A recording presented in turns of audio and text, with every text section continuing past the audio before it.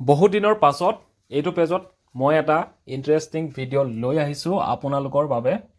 আজি মই বাইপাছেদি গৈ আছিলোঁ আৰু গৈ থাকোঁতে দেখিলোঁ যে এখন ডাঙৰ ফগলেণ্ড এখন ট্ৰেইলাৰত উঠাই থকা হৈছে আৰু আগফালে দেখি প্ৰথমতে মই ভয়ে খাইছিলোঁ যে গোটেইখন দাং খাই গ'ল বুলি।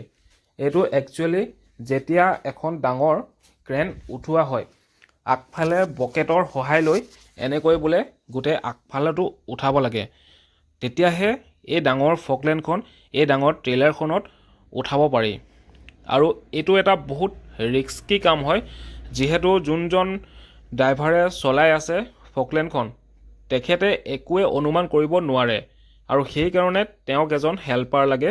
আৰু আপোনালোকে ভিডিঅ'ত দেখিছে যোনজন দাদা ছাইডত থিয় হৈ আছে তেওঁ পাইলটজনক লাহে লাহে লৈ যাওক তেনেকৈ ইনষ্ট্ৰাকশ্যনবোৰ দি আছে।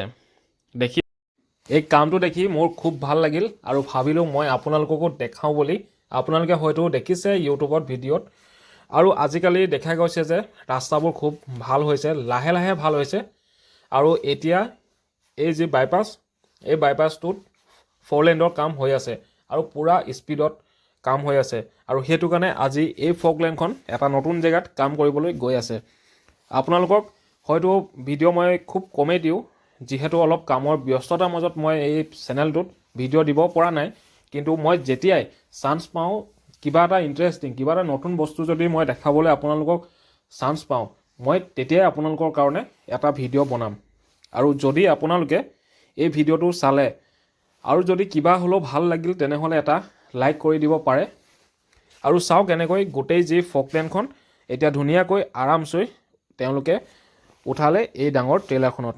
আৰু ইয়াৰ নমোৱা যি ভিডিঅ' সেই ভিডিঅ'টো মই কৰিব নোৱাৰিলোঁ, ভাবিছিলোঁ সেই ভিডিঅ'টো কৰি থ'ম, কিন্তু তেওঁলোক বহুত দূৰলৈ যাব, মই সিমান দূৰলৈ যোৱা নাছিলোঁ। আৰু আপোনালোকে দেখিছে ভিডিঅ'টোত যে ইমান সহজে গোটেই ফগলেণ্ডখন তেওঁলোকে একদম কম সময়ত উঠাই দিলে। আৰু এনেকুৱা অকল যিসকল এক্সপিৰিয়েঞ্চ আছে, যোনসকল ব্যক্তি এক্সপিৰিয়েঞ্চ হোল্ডাৰ হয় আৰু তেওঁলোকেই পাৰিব।